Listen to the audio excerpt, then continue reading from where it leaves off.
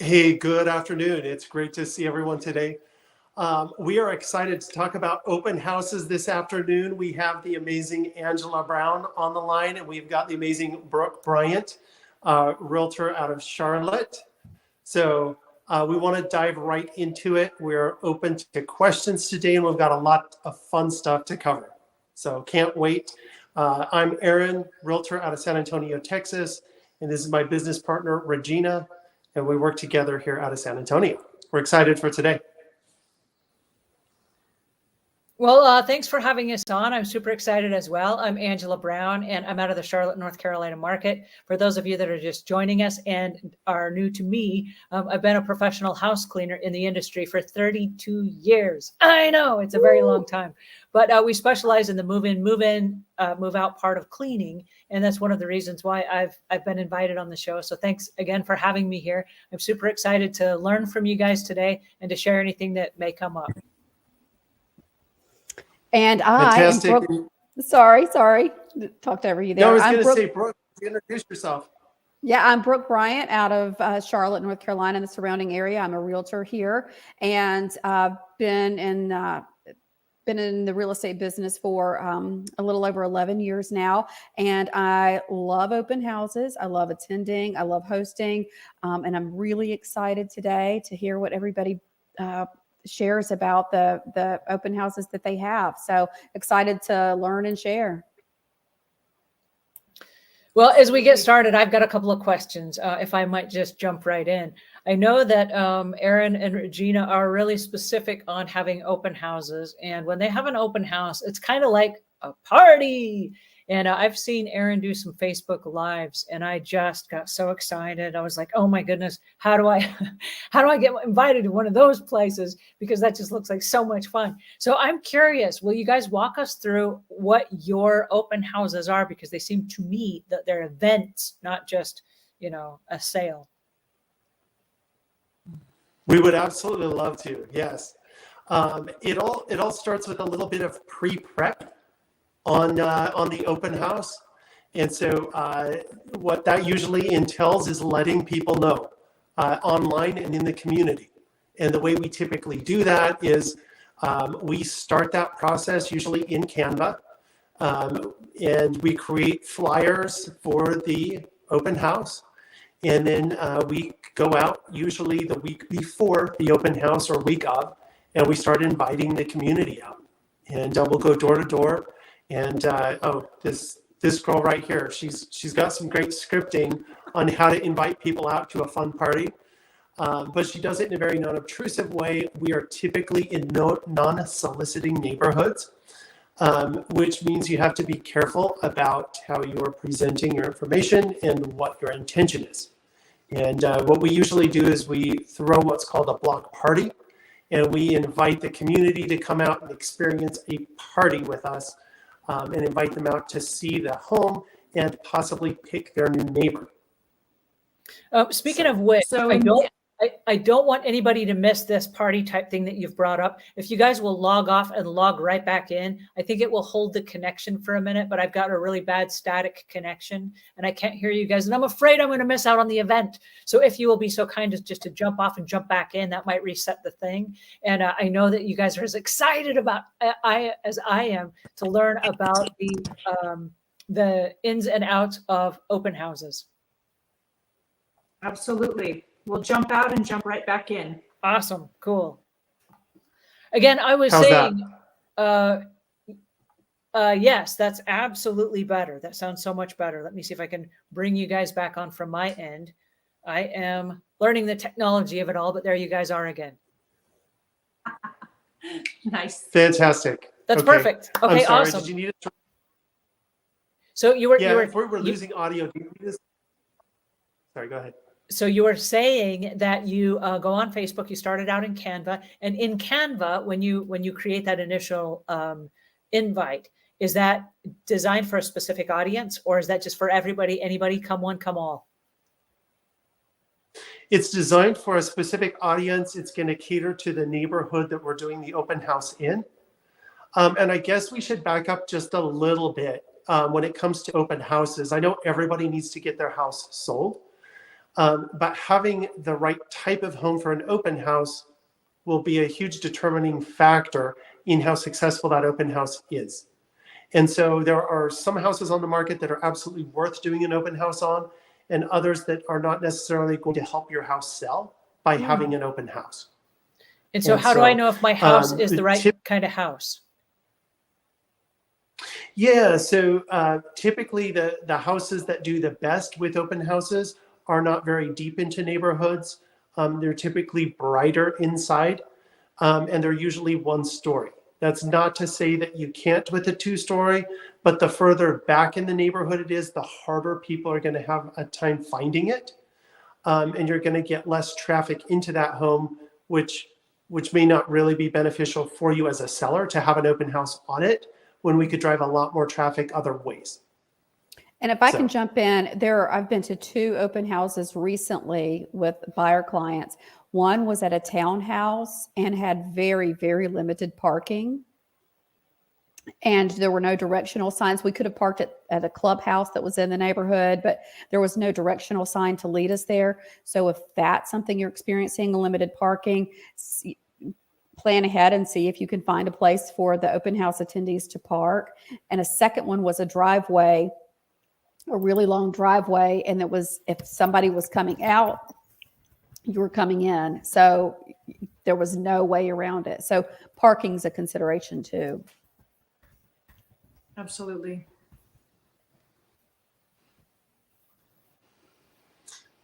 For sure. And then when it comes to inviting the neighborhood, we usually go out the week of and we will invite the whole neighborhood. What we'll do is we'll get into the multi-listing service and we'll actually get a count of how many homes are in that neighborhood. We partner with one of our title companies or one of our lending companies to help print all of the full page colored brochures that we will be handing out and inviting people out to the block party. That we created in Canva. And then we will actually go door to door, the 2 of us, and we will personally invite the entire neighborhood. The last one we did, it was 720 homes. And so just to put that into perspective, it took us about 4 afternoons in the evening, typically when it cools down a little bit, anywhere from 2 to 3 hours in the evening. And again, it's going door to door. It's personally inviting each person out to that block party. Open house and letting people know that they can help pick their neighbors and would love to see them, would love to get their feedback and hear a little bit about what they thought about the community. And it's a fun way to meet the neighborhood. It's a fun way to meet the community. It's Do you pick up lot of business work. from them? It's a tremendous amount of work, which is why most realtors won't do it. It's very time consuming, but we receive a tremendous amount of business from it. Because that in and of itself is where a lot of the relationship is built. We don't just stick flyers on people's doors. We knock on every door and wait for someone to open the door, which is why it takes a long time. If they don't, most people have a Ring doorbell, and that's where we get to show our playful side. We can see families, and we'll go during dinner time after school so that we can catch families at home. I have a horrific singing voice. And I sing in doorbells like you would not believe. If they're kids, I will sing kids songs. I can see me eating spaghetti and I'm singing on top of spaghetti. And I just get into it and people will be watching me and laughing. And then they will come open the door with spaghetti sauce on their mouth. And they're like, girl, don't ever sing again, but we are coming to your party. So we just have so much fun with it.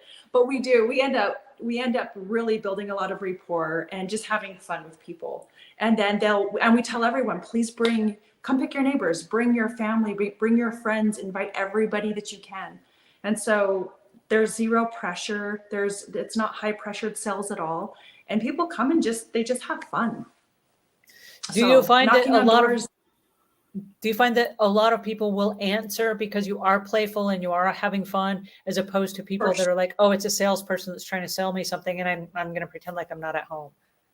For sure. We used to go together door to door and dress professionally, and people always thought we were selling something. And they were very cold and standoffish. You can see his branded ball cap. We wear literally, we dress, it's hot here in Texas, but we will wear our branded logo t-shirts and tennis shoes, and we're just having fun.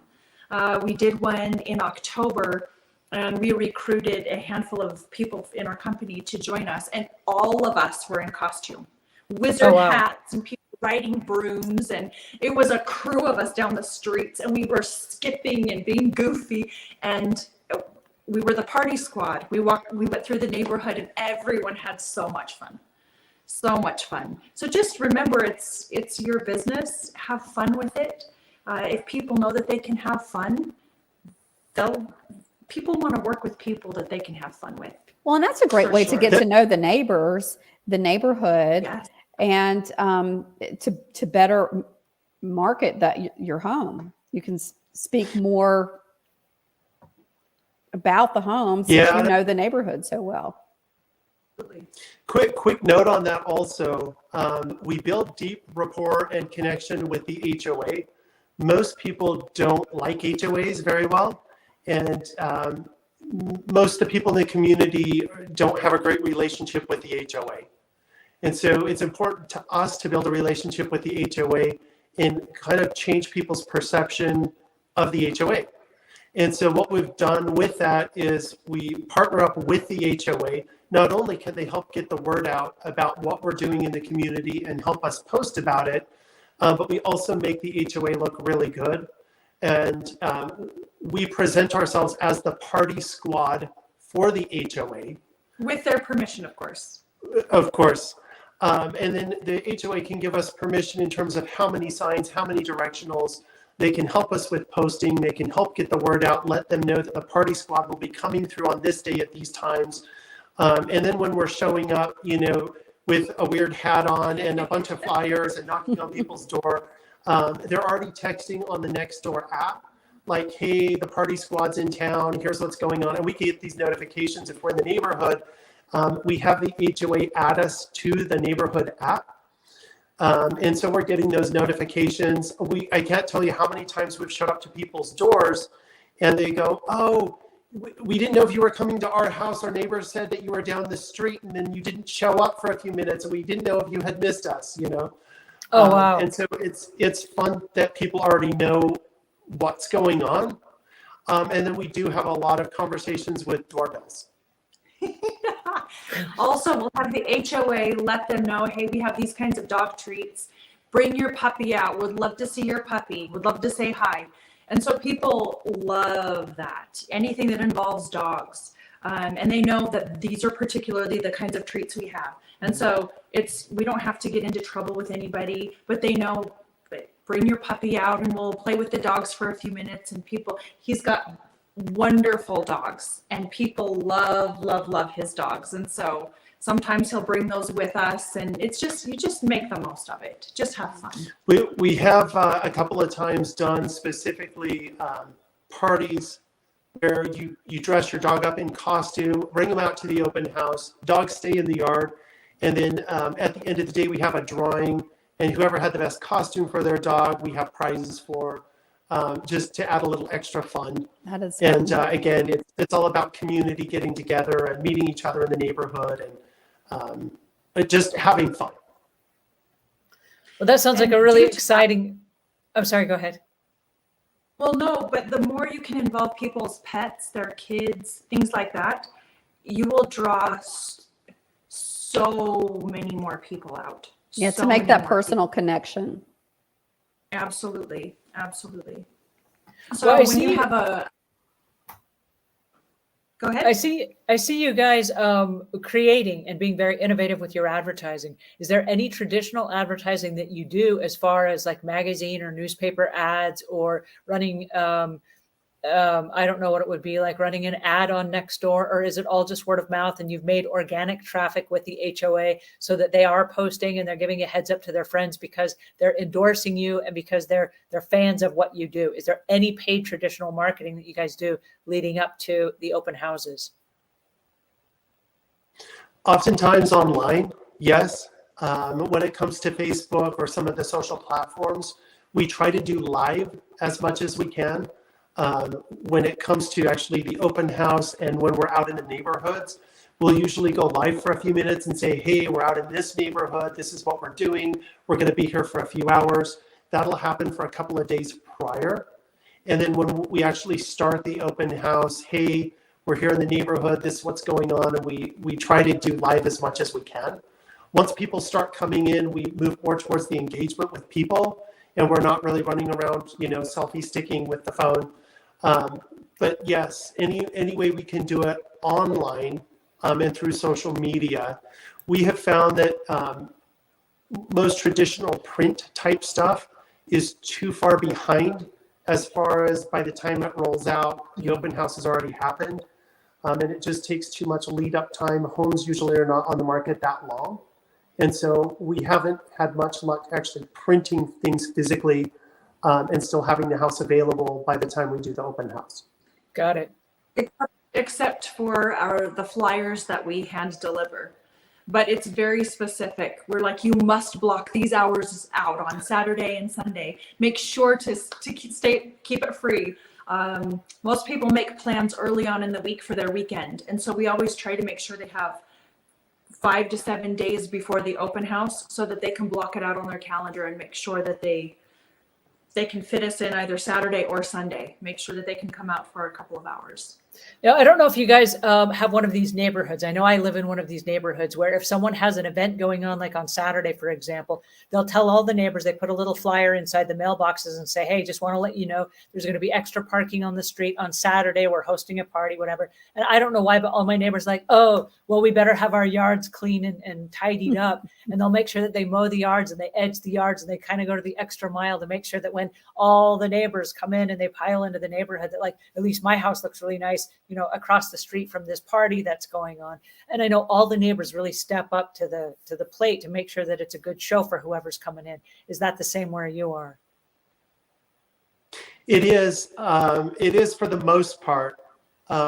Here in San Antonio, we have a couple of high-end neighborhoods that were built in the 40s and 50s, and there's no HOA, and every few homes has been redone. And the experiences we've had there, we've had people have their dogs in the front yard. They're blaring music on the front lawn, trying to get people to stay away, not wanting people to move in. So we've had all kinds of situations. Wow. But in a normal, traditional neighborhood, especially with an HOA, people are lovely to work with. And we always make sure that everyone on the street is the first people we invite. We let them know what's going on, the times, how we can accommodate parking. If it's okay if people park in front of their house, we always invite the people on the street to come an hour before and be the first ones to come do a walkthrough on the house if they would like. Let them know that, they're our VIP for the day and whatever we can do to accommodate them with a lot of people coming in on that street. So we're very cognizant of the house and the surroundings and let everyone know first and foremost. That's great. And that goes over really well. They feel very respected, and then they want to come choose their neighbor. So a lot of times they will spend a lot of time at the house, the neighbors. So on that note also, I can't tell you how many times we have printed signs and put in the neighbors' yards, like, please don't come on the grass. Please don't park in the driveway, to respect those neighbors. We have special signs that we'll put out specific for that. If somebody's like, hey, I don't want anybody in my yard, I don't want anybody parking in front of my house, we'll go the extra mile to make sure that's done and addressed. Well, I'm imagining that by getting to know the neighbors and inviting them to your party and then treating them like VIPs and letting them come in advance, you probably pick up some business from those people who either want to list their houses as well, or people that are interested when it's time for them to sell their home and contacting you guys back because you were cool and you did create a party and it was lively and all those things. absolutely. The big thing too is when you go back and revisit those same neighborhoods. I can't tell you how many times we've done it where, we had a situation here this last fall. We were going and we knocked on a door in a cul-de-sac. And she's like, honey, I know everybody here in the cul-de-sac. We're having a party in a couple of hours. give me 20 of your brochures. All of us are coming. We had so much fun at the last one. Oh, wow. And she was literally handing them out to her block party so that they could come to ours on the weekend. So it's fun to get those repeat people and build those friends and friendships for sure. Oh, that's awesome. Okay, well, we have to move on. I know that there are a whole lot of questions. I love the startup and the build up to this. My question is, once you get to the open house and the doors are open, I know you said you invite people in advance, but what does it look like as far as staging? Do you stage the home in a certain way? You did say it needs to be airy and bright and, engaging and inviting, but are there certain things that you require before you will host a home opening or an open house in order to make sure that it meets your standard of excellence for the people that you are inviting into this party? I'm so glad you asked that question. So a couple of quick things. Can you guys hear me okay? Uh-huh. Mm-hmm. Okay. Yeah. A couple of things. When we do an open house, we do what's called an open house weekend. And what that means is 10 a.m. to 6 p.m. Saturday and Sunday. Did you hear that? 2 days, not So- 2 hours on one of the days. So what we typically ask is for the homeowner to go get a hotel for the weekend and just go relax and take the weekend off. Because we're going to be in their house from 8 a.m. to 7 or 8 p.m. on Saturday and Sunday. Oh, wow. To do the setup and the breakdown. And so when we show up, all the windows are open, all of the lights are on. There's usually mirrors in the corners to reflect light. House is beautifully staged. We're going to have bright colored throw pillows. The house is going to look immaculate. All medications are going to be put away. All the kinds of things that you would want to see in an open house. All the counters are going to be cleaned off. Nothing's going to be visible in the showers or tubs. That house is going to look very presentable. And we're going to have everything opened up, all the lights on. And the house is going to smell beautiful. It's going to look beautiful. And we're going to be there all weekend. The idea No, when you said with that, Oh, please go ahead. well, when you said nothing in the showers and tubs, my ears lit up. Like, if it doesn't meet your standard of excellence for cleaning, do you have a last minute cleaning crew that comes in, or do you take it upon yourself to go ahead and scour out the tub, or what exactly happens? I'm curious. I got to know the answer to this. So we always show up a couple hours early to our open houses. We would love to have a cleaning crew available. If you own a cleaning crew in San Antonio and have been coached by Savvy Cleaner, you have an in. We would love to use you. We do have a cleaning kit that we bring with us. It includes a leaf blower, a leaf rake, a broom, hornet spray. and so typically, an hour before, if things don't look perfect, we're running around with a leaf blower out. I usually tackle the outside. Regina tackles the inside. We're scooping stuff off countertops into boxes. We're hiding things, We're putting things gently away. putting things into cabinets and cupboards. And I usually take the outside to make it look great. And we'll, of course, set up all the signage, have the sidewalks leaf blown, the decks cleaned off, again, everything opened. And but please, if there's a team in San Antonio that's been trained by Savvy Cleaner, call us. I'm going to leave links in this show notes because if I lived in San Antonio, I would run over and say, please put me on backup. If you get to a house and it's not 100% to your satisfaction, you call me. I want to be the backup and then invite me to stay for the party. I'll bring an extra change of clothes. Well, and then there's cleanup Oh, I after. love that. There's cleanup after the party too. Our cleanup usually takes an hour or two after to break everything down, put it away, and make sure it's at least as clean or better than we found it. We always leave it cleaner than when we found it. Always. Wow. But the idea of having 2 full days is we want to drive as much traffic through your home in those 2 days instead of having random showings for weeks on end. The goal is let's drive as much traffic as possible and get your home sold as quickly as possible. So that's why we dedicate an entire weekend.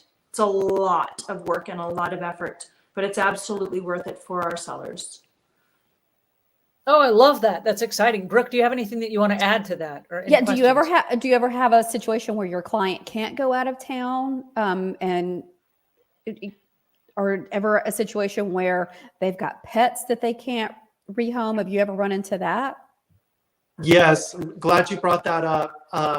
So we had an open house situation where they had 5 dogs and they couldn't take them out.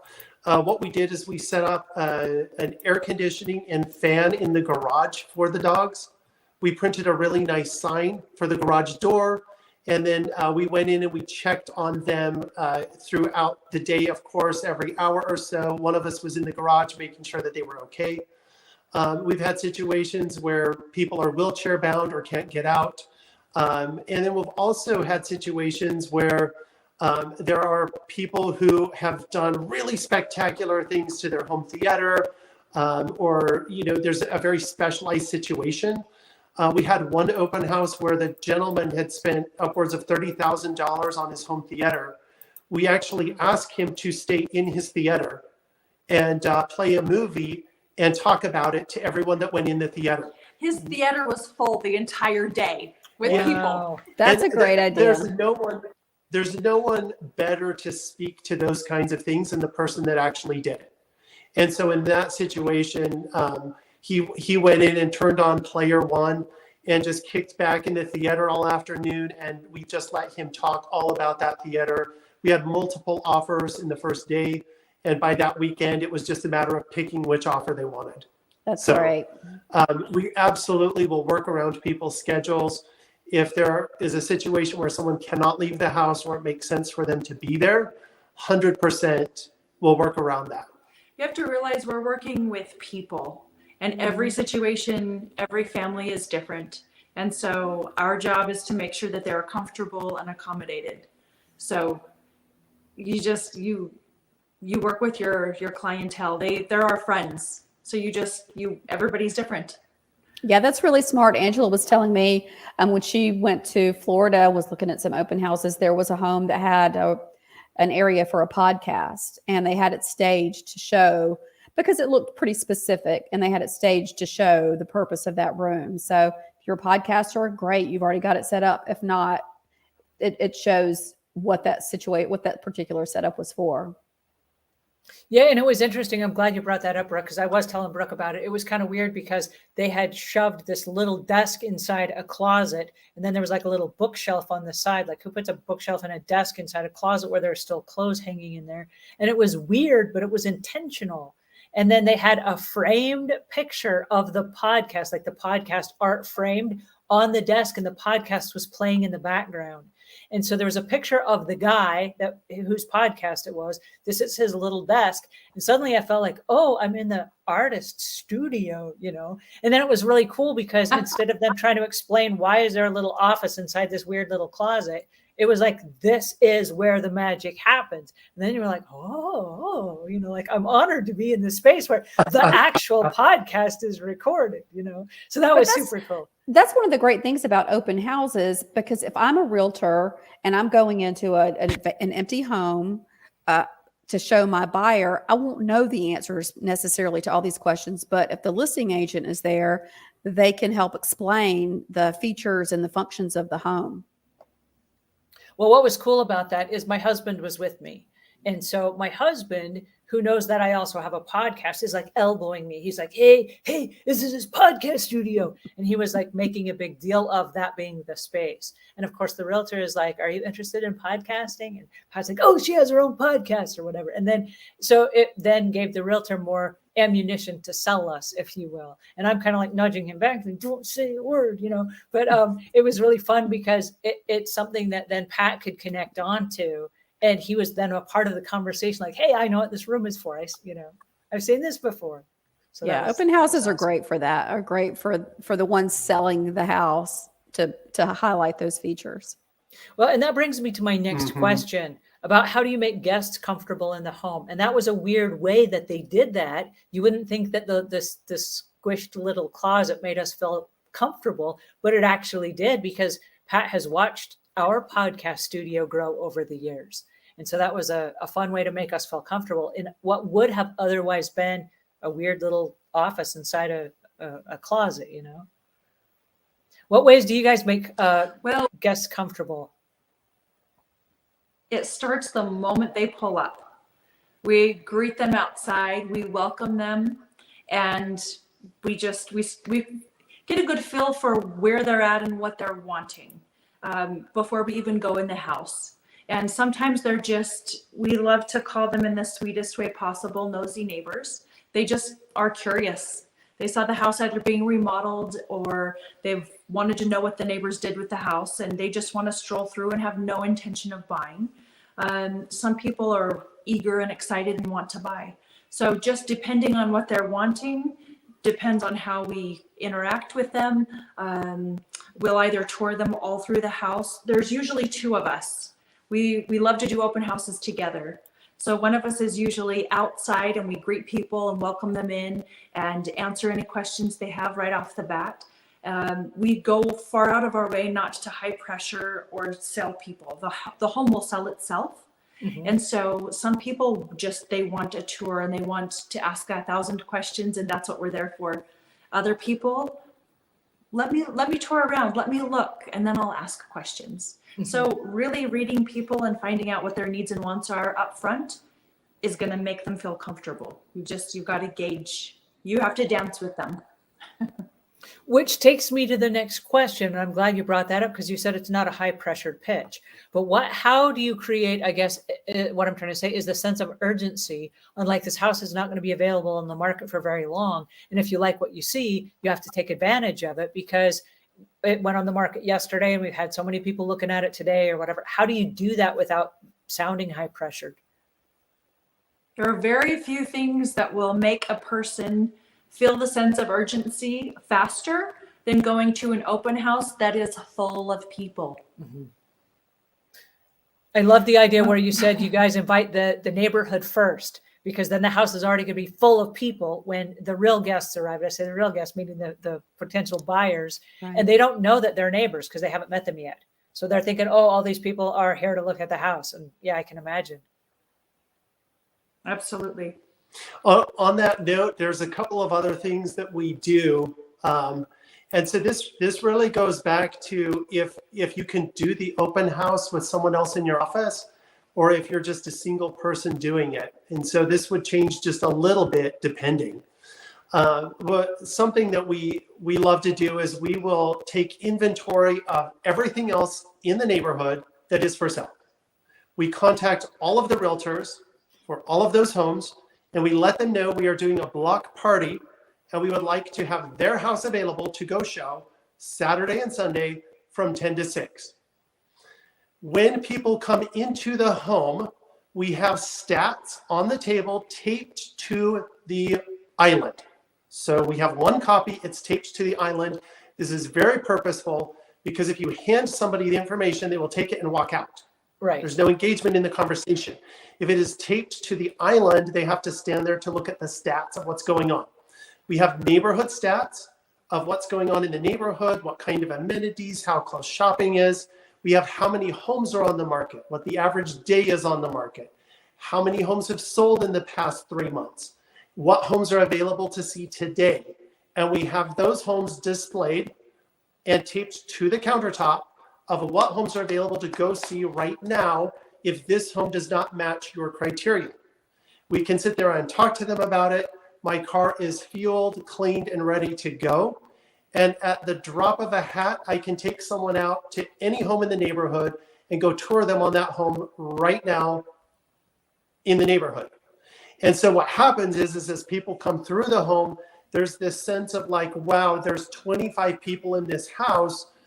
I don't want to get into a bidding war. I'm just starting to look. I feel a little uncomfortable. What do you recommend? And the answer to that is, well, there's 7 other homes on the market today in this neighborhood. They're all available to go see. And if you would like to go see any of those, we can go jump in the car right now and go check them out.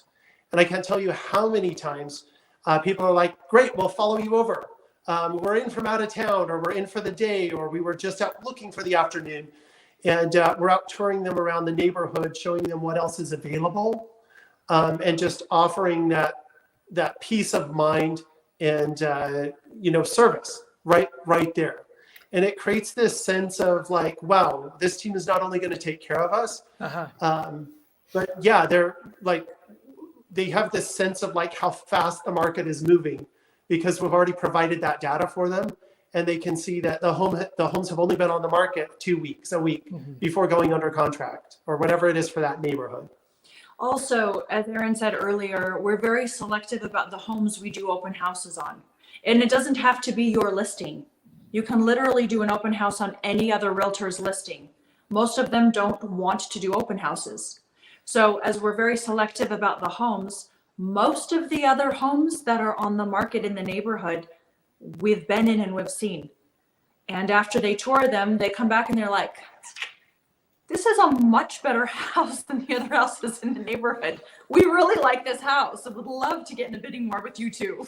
And I'm sorry, I forgot to mention something. Prior to doing an open house, we go look at every other house that is on the market in the neighborhood prior to the open house. So we have physically been in every home on the market in the neighborhood prior to that weekend. We know exactly what the competition is, exactly what upgrades. We've read through the seller's disclosures. We've looked at each of those properties, both physically and online. We've talked to the agent. And we know on the exactly other side. what is for sale in that neighborhood before we do an open house. We're the market experts. There's a lot that goes into that. There's a lot that goes into it. So we do Angela? our research. I'm sorry, Regina, you were saying that you don't have to be the listing agent to do the open house. When I first got into real estate, I would find an open house and look in that neighborhood to see if there were other homes on the market that weren't having an open house, and I would schedule mine the same day to try and take advantage of the traffic that was already coming through the neighborhood, and I ended real well with that. Absolutely. That's a great marketing Brooke, strategy. I love that. I can't tell you how many times we have reached out to other realtors and tried to partner with them and do that same thing. Yeah, If to we try can and do an drive more open traffic. house- Yeah.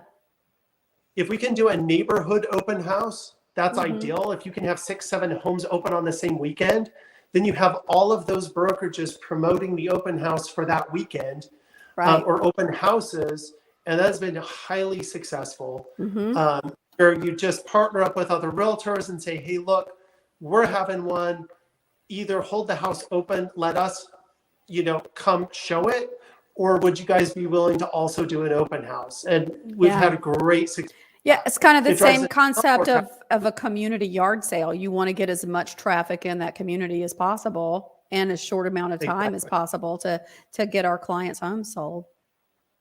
100%. And that's a very successful strategy. Mm-hmm. More often than not, we have brokerages that will jump right on board with that. The last one we did, we had 7 homes in the neighborhood, all jump on board, all open houses, same time frames. And it was a lot of fun. Fun. We all kind of piggybacked off each other, and we were texting each other. We had a group text going and like, hey, we're sending somebody over to your address, and this is their names, and this is what they're looking for. And it was a lot of fun.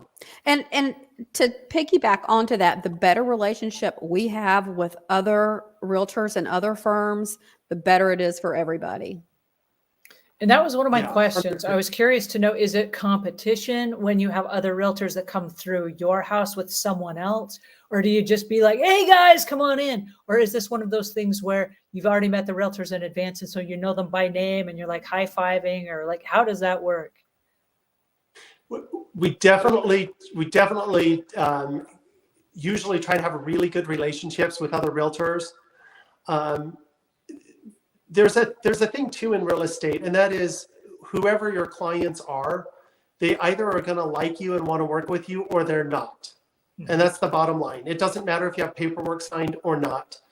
And so either they're going to get along with you and want to work with you, or they're going to work with someone else. They may as well work with the other friends you have in the industry. If they're not going to work with you, then that's okay. Send them down the street and let them work with one of your friends in real estate. Either way, they need a house, and it's all about who they can get along with. You guys are going to be friends for months, hopefully years or decades.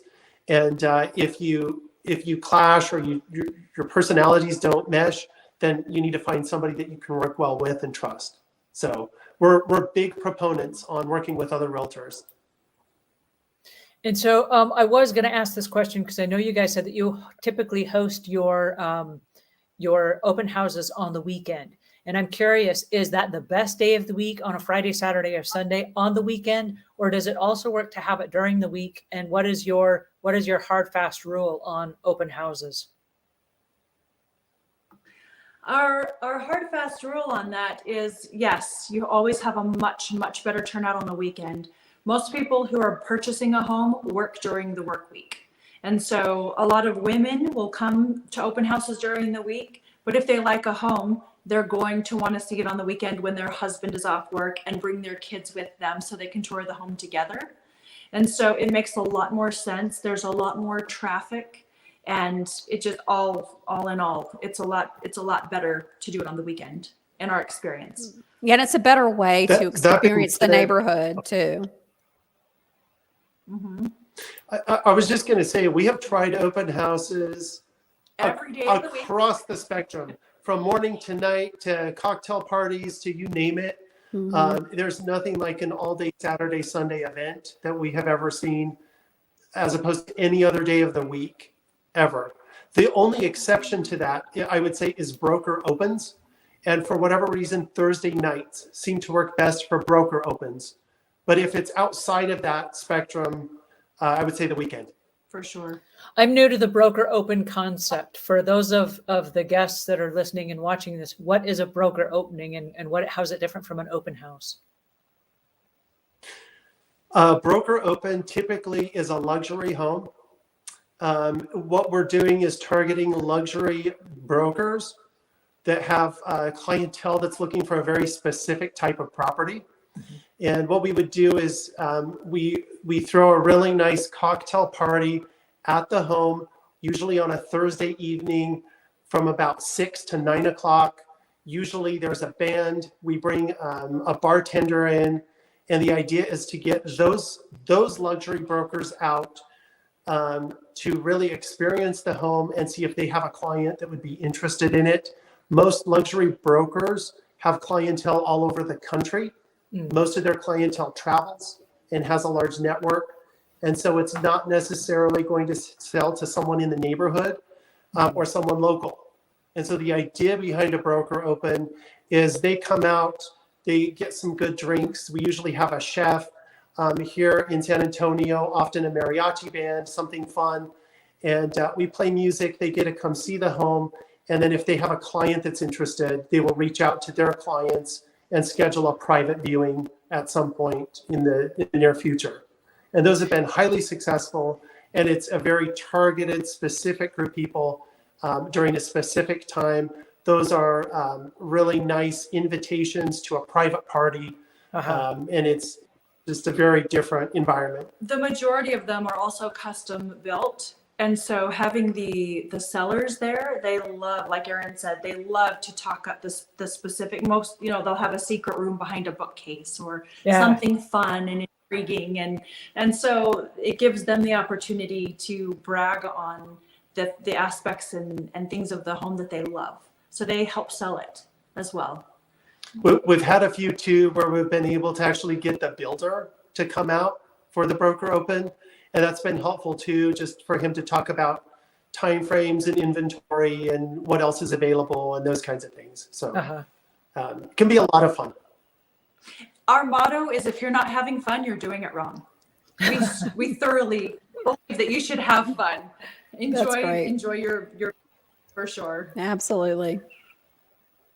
I love that. Well, you guys brought up the fact that you sometimes have music and you have food. And that's one of the questions that I had. I was curious to know, what kind of open house snacks do you guys serve? Because I know some open houses do. And I went on 7 open houses and not a single one of them had food. I was hoping for cinnamon rolls and chocolate chip cookies and I don't know whatever else I was promised. But when I showed up, I was like, where are the treats? And there weren't any. And then I was just like, okay. Is that common or is it just something fun that you guys do? No, it's pretty common. A lot of realtors will get a little tray of cookies or some fruit and stick them on the counter. Most of the time they leave with them as well. People walk in and they're like, how long have the cookies been out? How long has the fruit been out? It's gross. Who's touched what? So we never do that. We never ever do that. We're very particular about the food that we serve and how it is served. And unless it is a very specific situation like Aaron just went over, we will serve food outside so that it never goes in the house. Oh, wow. So Okay, cool. we usually put up our branded tent outside so it's in the shade, and we'll have someone serving the food, and it's literally served to them.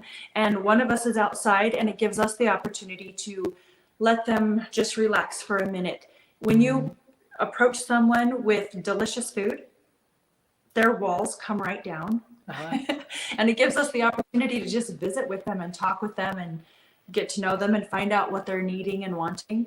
And then we kindly take their food, their cups and their plates out of their hands and let them clean up before they enter the house.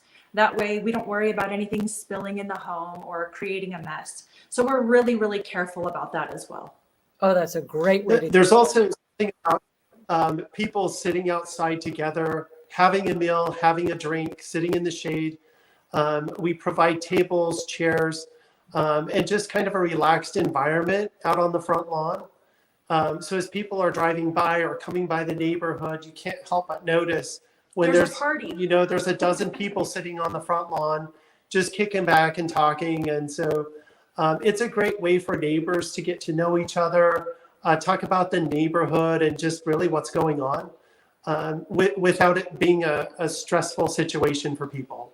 They can get to know each other. And again, oftentimes we have dogs running around in the yard and kids playing, and it's a different environment. It's more inviting. It's like driving up to a park, and it kind of lets people's guard down, and they can come get some food and sit in the shade and talk and go look at the house at their leisure. And it's just a no pressure kind of fun situation.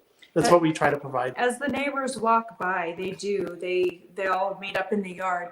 And I will tell you, when you have those happy neighbors that stop by, keep them happy. Keep giving them mimosas, keep giving them whatever it takes to keep them happy and talking. They will sell the neighborhood.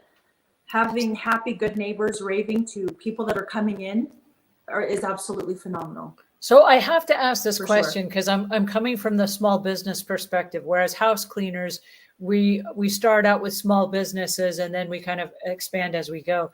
Who's paying for these parties? I'm curious. Is the overarching realty company? Is that the individual broker or the individual agent, or is that the customer and then that comes out of their closing costs? Like, how does that work?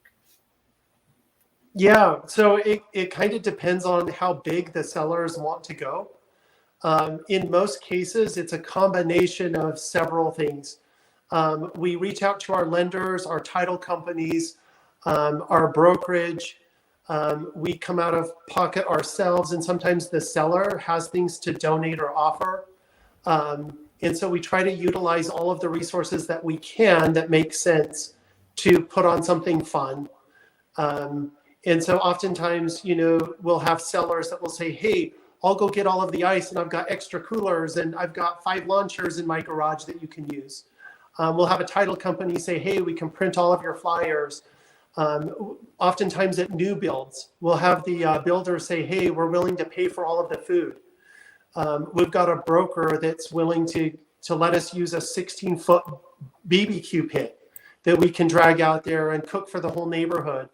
So it kind of just depends on the resources that you have available and how many people, you're planning to get out there. But it's a combination of everybody working together to come up with what they feel would be the best. And there's no pressure on the seller for that, but more often than not, sellers say, hey, we can help out in these ways. And it's kind of everybody working together to come up with something fun. And I heard you mention mimosas, which sounds super fun. Are you ever concerned, is having alcohol at your open house, has that ever been an issue? We don't let people get drunk. We'll just maybe give them one. We don't sell any food. And so where we're on private property and we're not selling food and we don't allow alcohol to minors, we've never had a problem with that. We usually will have a cooler full of beer. We usually have wine on tap. And so we definitely will provide alcohol. for people that want it. We're always cognizant of who we're handing it to. And we always provide sodas, tons of water, and make sure that the kids have plenty to drink if the kids are there. And we've never had a problem so far. I can Awesome. see, it's a great question, Brooke, because I can see that there could be some liability issues if somebody were to drink and then get in a car and drive or something. But if it's managed and it's handed to you and then there's a limit, like, oh no, you already had your mimosa. I mean, I can imagine that. Yeah. I'm glad you asked that question. In this day and age, you have to worry about things. Yeah. 100%. If the lady that's been there for 20 minutes comes up, with her empty glass for the third time, we're like, here's a Sprite, here's some water. Which leads me to the next question. I'm curious. You mentioned having a mariachi band or something. What is the rule for live music? Are there ever neighbors that are like, the music's too loud, or we don't like this? Or is it just that you have cued everybody in advance and they know that this particular weekend there's going to be live music? Or like, how does that work? How do you set people up for that? What we typically do with the music part is we have wireless Bluetooth speakers. We will have one in the home and one outside. The one outside is typically at a decibel that you could easily have a conversation without it being annoying, which means it's not going to be loud enough for the neighbors to complain, but it's going to be more party oriented. And it's usually today's hits that's on rotation. And so it's going from like pop music to country to whatever every song. And then when we walk into the house, we usually have another speaker that's playing. And the idea is that you can hear it throughout the house. If we get a surround sound or a home with speakers throughout the house, we always pipe it through very low. And then we always go with something more traditional in the house just to make it fun. We've got like a Frank Sinatra or something kind of oldies fun that's fairly quiet, but just sets a tone of like, hey, we're here enjoying. And we do a lot of Cafe Del Mar in homes. So it's just kind of that chill vibe going on, but it's not very loud. People can still have conversations. And then outside, it's that today's hits kind of thing happening. We have had open houses where we've had, like somebody in the church plays the guitar, for example. And so like their son comes out and like sets up in a corner and plays acoustic guitar all afternoon. And that's really fun too. We're definitely not blaring music through the neighborhood for sure. That was my question. Yeah. No, it's just a nice ambient background music for whether you're outside sitting at the table eating and visiting. It's just like music playing at a cafe somewhere. That's what the music's all about. It's the feel we're going for. Is just kind of it sets the mood, but you're not really aware of it. Got it. Yeah. So then I have a question about security. How do you handle the security of having so many people at an open house? And it's possible that somebody could sneak something and go out the back door and they just stole something from the house, or I don't know. What is the protocol there for the security detail on your open houses? It's a very, very good question. That's one of the reasons why we love to tag team open houses. One of our eyes is always with clients, always. And so when I meet somebody outside, or if Aaron meets someone outside and you connect and that personality is great, Aaron will stay with them like start to finish all the way through that house. Okay. And I will see him follow and I will head outside and I will take his spot. But as the realtor, our job is to make sure that house, nothing leaves that house. So with security, as with anything else, you've got to have your awareness on high alert. So you notice what people walk in with, if their hands are empty, if they have a purse. And so it's common sense, but we keep a very close eye out for sure. We're very cautious. Like as a woman, if you're doing a solo open house instead of tag teaming with someone, I'm very cautious about what doors are locked and unlocked. Mm-hmm. I'll never leave a back door unlocked. And I will lock the front door also. If I'm alone, I will have them ring that doorbell or stand in the living room so I can see as they approach. and I will lock doors or close doors. You don't want anyone accidentally creeping in the house on you. I mean, you've got to be cautious. Do you ever put cameras in the home? Your own, like if the home doesn't have cameras, do you ever bring one to put in the home? Most homes have cameras in them now. Yeah. Most of them do. I would say most of the homes we do open houses in has a camera in almost every room, and or listening devices. So they're very aware of conversations and what's going on. Typically, for open houses, if there are cameras available, we'll talk to the homeowners about where to place those. And we let people know coming in, they will be recorded. And on video. Usually on video and both vocal. And then also, we carry E&O insurance. And so in the scenario that something comes up missing, there is insurance that will cover those things if it can be proved that it came up missing. We're always very thorough with our clients as far as jewelry, guns, medications, all those kinds of things being put in a safe, being locked away so that nothing does come up missing, especially handed down jewelry, those kinds of things. Right. So all of that's already been addressed prior to the open house weekend. And so we have been blessed never to have a problem with that. Good. We have had people in our brokerage where that's happened to. And again, that E&O insurance kicks in and it's addressed through attorneys and we always come up with a resolution to make sure the client is taken care of. So. And also, normally you have your client, as people come to the open house, you have them register or sign in. And that's another security feature. And so sometimes people don't want to sign in. And we explain, hey, if it was your home, out of respect for our sellers, if it was your home, you would want to know who is entering your home. Right. And so they're asking for your name and your phone number. And so we digitally have people sign in with a QR code. They scan it, and the way it's set up, it gets their information so we can reach out to them, but also it gives them all of the information on the house as well. I like that. On that note, it's email verified. So they have to confirm through their email before they walk into that house, which makes us know that it's at least a good email, if nothing else.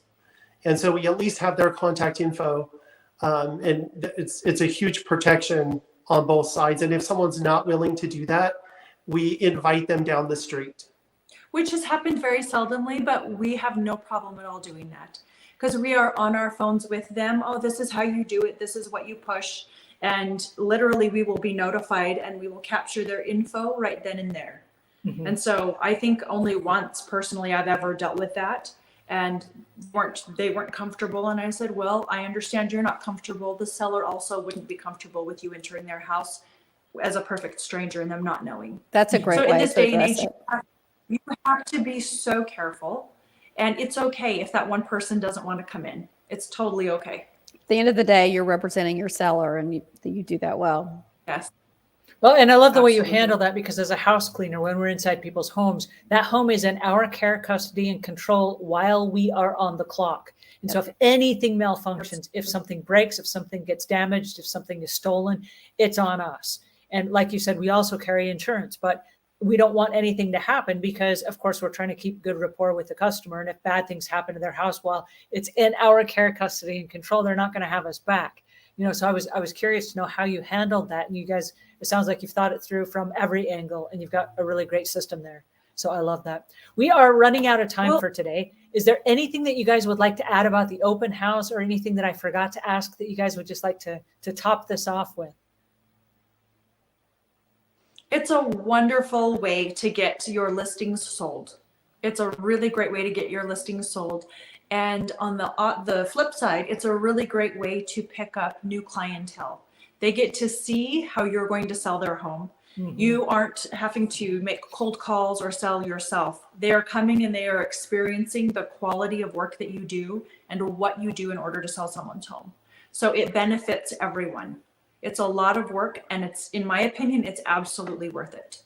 And just to add to that, if you're in the neighborhood and you're thinking about selling your home and you come to one of those block parties, you'll usually call that realtor and say, hey, that was really fun. Could you do that for us? We've never experienced that, and would like that same kind of thing done. And so we've got a lot of business that way. And then I would also add that if you have any questions, anybody has any questions about open houses, we've had the opportunity and privilege to do hundreds of them. And we're happy to answer any questions and get more in detail about anything specific if you have any specifics you need answered, either as a realtor or as a home seller. I'm going to be reaching out. Tell everybody where they can go to find you, Erin and Regina. Absolutely. So you can find us at Ask Erin Brown, pretty much on any of the social medias. And Regina B. Realty here in San Antonio. Regina specializes in luxury real estate, and I help just about everyone else. So between the two of us, we're easy to find online. You can Google either of our names for the area, and would be happy to help. Would love to help you. Would love to have a party at your house. Thank you so much for sharing this with us. Brooke, where can people go to find you as well? Same. You can find me at Ask Brooke Bryant on my social media platforms, and I am going to be reaching out and getting some great ideas and tips for some upcoming open houses. So I really appreciate you guys sharing all those wonderful ideas. Absolutely. And I'm Ask Angela Brown on all of the social media, so you can find me there as well. And I'm so honored to have been included in today's conversation with you. And I believe, if I'm not mistaken, that we're going to meet here same time, same place next week. We're going to cover more about the realty industry. And I'm super excited about that as well, because I've been invited back. So woohoo! And until then, I will see you guys again next time. Thanks, everybody. We really appreciate you guys. Thank you so much. Thank you. It's always a pleasure.